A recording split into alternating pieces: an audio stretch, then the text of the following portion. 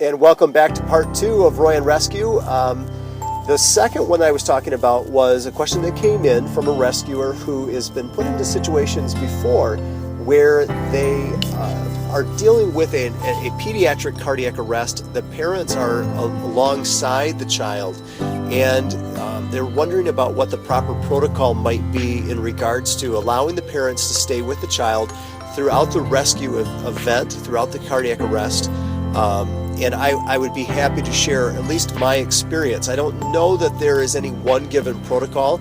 I think that you're very right. You alluded in your email to the fact that it might become a situation where the parents are hostile, they're erratic, they're panicking, and because they may actually prevent a person from actually beginning CPR or doing ACLS, or administering medications, or working the call to recruit fire, police, neighbors to be able to help calm the family down, it would always be a good idea.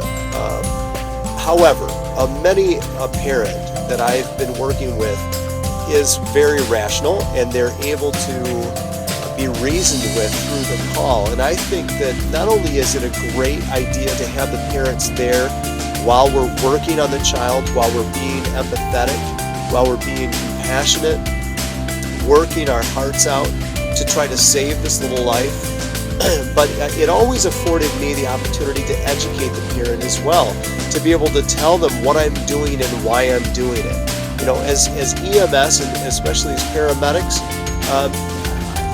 when did you ever run a mega code where you didn't really talk your way through it, even in an educational setting?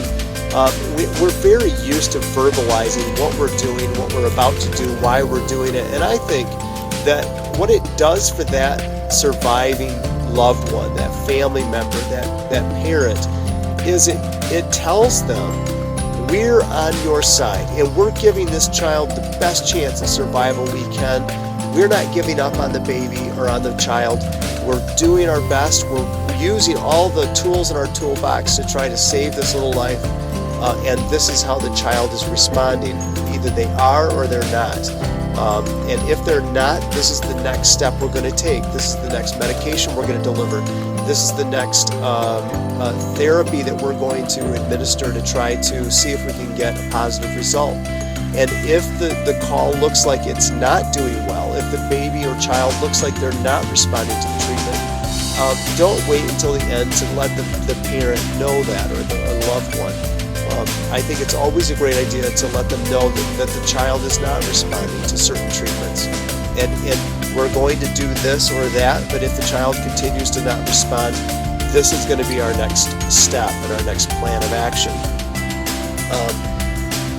So, check with your local regional protocols, check with your medical director, check with your private or public ambulance to know what they want you to do to make sure you're doing the right thing. But at the same time, if you don't have any type of overarching governing protocol, for what it's worth, that's what I've done in the past. I like keeping the family with me. I like educating them. I like them to be there through this process.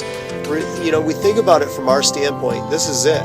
If this baby or child does not survive, these are the last moments that this family has with their child still clinically dead or partially alive. And I think it's a very good time to be there. I think it's a great time to show them that other people care about them and their child, and that we care enough to try to save their life. And it brings closure as well, I think. So I hope this helps, and I appreciate the question. That was a great question. Feel free to give me more feedback on that, or if you want to dig deeper, I'd be happy to do that too. I didn't want to rush this, but I did want to get you a reply back tonight.